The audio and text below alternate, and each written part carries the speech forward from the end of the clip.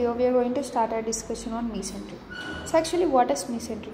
So for example, think this as posterior abdominal wall, okay, and think this as our small intestine, okay. So for example, this is one part of small intestine tube and this is a posterior abdominal wall, okay. So actually this small intestine is attached to this posterior abdominal wall by means of mesentery. So this is mesentery. Okay, so let us see its definition actually. So mesentery is especially of a small intestine proper. It is a broad fan-shaped fold of peritoneum which is suspending from the coils of jejunum, ileum, which are parts of small intestine, right, from the posterior abdominal wall. Okay, so it's a fan-shaped structure. Actually it is a fold of peritoneal, which is a peritoneum fold which is attaching the small intestine, especially the jejunum, ileum parts of small intestine, to the posterior wall of abdomen. Okay, so now let us see what are the borders which are attached to or the root of mesentery. So actually what is root of mesentery? So for that we will see the diagram directly from the textbook, okay, so it would be clear. So here you can see this is root of mesentery. This blue color all represents the mesentery, okay, here everything. So you can see the duodenojejunal flexion means from here actually our jejunum will start, next our ileum will start, right. So this blue color represents the root of mesentery. The attached border, or you can say the root of mesentery, is 15 cm long, and you can see it is like directed obliquely downwards and it is towards the right side. So this is right side, this is left side, right. So if you see root of mesentery, it's facing towards the right side and downwards, and it is extending from duodenojejunal flexure over here, right. So from here, from the duodenojejunal flexure on the left side, it is at the level of L2 vertebra, right, to the upper part of right sacroiliac joint. So here somewhere over here lies the sacroiliac joints, that is between the sacrum and ilium bone, right. So that joint is a sacroiliac joint, so it will be situated over here. So it is starting from the, remember this is important, from the duodenojejunal flexure to the sacroiliac joint. So this is the extent of the root of mesentery, right. So this crosses all the following structures. Like now I'll mention what are the structures, you can relate it with the diagram, right. The first structure is third part of duodenum. So this is the first part of duodenum, this is the second part of duodenum, and below this mesentery you can see third part of duodenum. So this root of mesentery is crossing the third part of duodenum, right, and it is also crossing the superior mesenteric vein and the superior mesenteric artery, you can see clearly. So superior mesenteric artery, superior mesenteric vein, both together can be called as superior mesenteric vessels, right. So the root of mesentery is crossing duodenojejunal flexure, it is crossing the third part of duodenum, sorry, it's not crossing duodenojejunal flexure, it's a starting point. The ending point, the sacroiliac joint, right. So it is crossing the third part of duodenum, it is crossing the superior mesenteric vessels, right. Next it is also crossing the inferior vena cava, you can see, and also it is crossing of course the abdominal aorta, clearly you can see over here, and also it is crossing the right ureter. So this is the right side of the ureter, and also it is crossing right psoas major muscle. So this is psoas major muscle, and also the free or intestinal border. It's 6 cm long and it is thrown into pleats.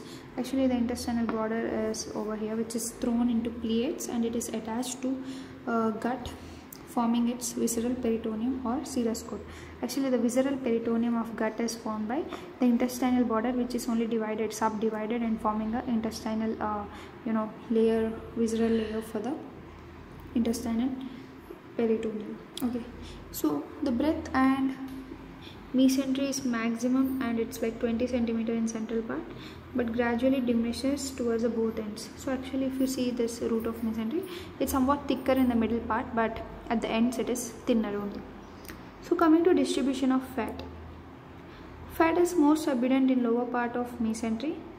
So in this lower parts only the fat is more when compared with other parts, extending from the root of intestinal border. The upper part of mesentery contain less fat, which tend to accumulate near the root, and near the intestinal border it leaves a oval or circular fat free translucent areas or windows.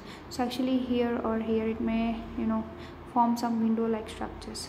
You can see here this is a window-like structure which is formed in upper and lower part. Okay. Next, coming to the contents. The contents of mesentery are jejunal and ileal branches of superior mesenteric artery and accompanying veins, autonomic nerve plexus, lymphatics. There are like 100 to 200 lymph nodes and connective tissue with fat. So these are all different contents. You can see it over here, like jejunal and ileal branch of superior mesenteric artery, accompanying veins, autonomic nerve plexus, lymphatics or lacteals, 100 to 200 lymph nodes and also connective tissue with fat. Okay.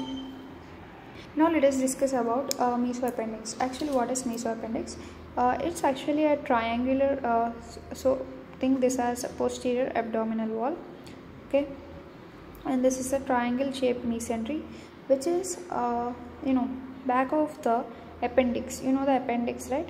So for example, think this as appendix. So this is a mesentery which is connecting the appendix to the posterior abdominal wall, that is called as mesoappendix. So this mesentery here, it is towards the appendix, so it is called mesoappendix. That's it. That is very simple to understand. So actually it is a small triangular fold of peritoneum which suspend the vermiform appendix from the posterior surface of lower end of mesentery. It is close to the ileocecal junction, that you need to remember, and usually the fold extends up to the tip of appendix, but sometimes it fails to reach distal 1/3. So it also contains some vessels, nerves, lymph nodes, everything of which are related to the appendix, right? So this is a real diagram of appendix, mesoappendix.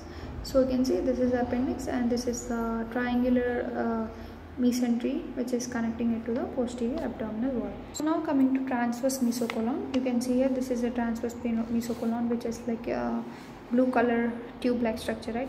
Actually this is present over transverse part of your small intestine, like you have ascending colon, descending colon, transverse colon, right? So for that transverse colon, the mesentery which is connecting to posterior abdominal wall, this is a transverse mesocolon.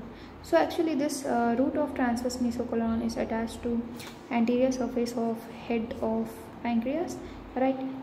And also it is attached to body of pancreas, and this line of attachment, you can see it is like horizontal line and it is moving in an upward inclination towards the left side. So you can see I clearly mentioned right end of transverse colon, left end of transverse colon, right? So this is like in between the body of pancreas and also head of pancreas. And the contents, mainly it contains middle colic vessels, nerves, lymph nodes, lymphatics of transverse colon. Okay, now let us discuss about sigmoid colon. So for that you need to see this diagram.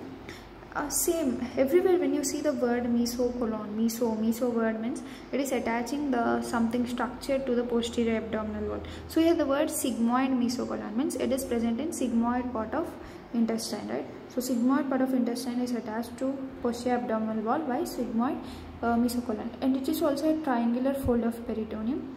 It is suspending the sigmoid colon from the pelvic wall. Okay, so the attachment you can see here, this is a root shaped root of the sigmoid colon. It is like inverted V shape, and if you see its apex, it is towards left ureter side, that is where the common iliac artery is dividing, right, at the termination of left common iliac artery. And if you see the left limb of V, it is attached along upper half of external iliac artery, right here left side, it is attached to the external iliac artery. And the right limb, if you see, it is attached to posterior pelvic wall and extending downward immediately from apex to median plane at the level of S3 vertebra. So you can see here S1, S2, S3. So it is towards the S3. This is sacrum bone, right? So this is a sigmoid mesocolon. It is the right and this is the left limb of sigmoid mesocolon. Okay. What are the contents of this sigmoid mesocolon? It mainly contains sigmoid and superior rectal vessels and also different nerves related to it, and of course the lymph nodes and lymphatics of sigmoid colon. So we can see actually the shapes of the mesenteries You can see a transverse mesocolon, which is connecting the transverse part of small intestine to the posterior abdominal wall. It's transverse, horizontal. If you see the mesentery of small intestine, it's like obliquely, it's oblique in nature, right? And if you see pelvic mesocolon, it's like an inverted V-shaped, right? So let us see once again the real diagram and recall everything. So by this diagram, you can clearly understand whatever we have discussed just now. So what is mesentery? It is connecting especially the jejunum and ileum part of the small intestine to the back of posterior abdominal wall. So this one is mesentery. Okay, next, what is transverse mesocolon? It is attaching, this is transverse colon, right? So it is attaching the transverse colon to posterior abdominal wall by means of transverse mesocolon. And next, coming to sigmoid mesocolon, you can see this is a sigmoid part of intestine which is connected to posterior abdominal wall by means of this triangular, or you can see inverted V-shaped sigmoid mesocolon, right? Sigmoid mesocolon, which is attaching to posterior abdominal wall. So I hope you understood this video. So if you like my video, don't forget to like, share and subscribe.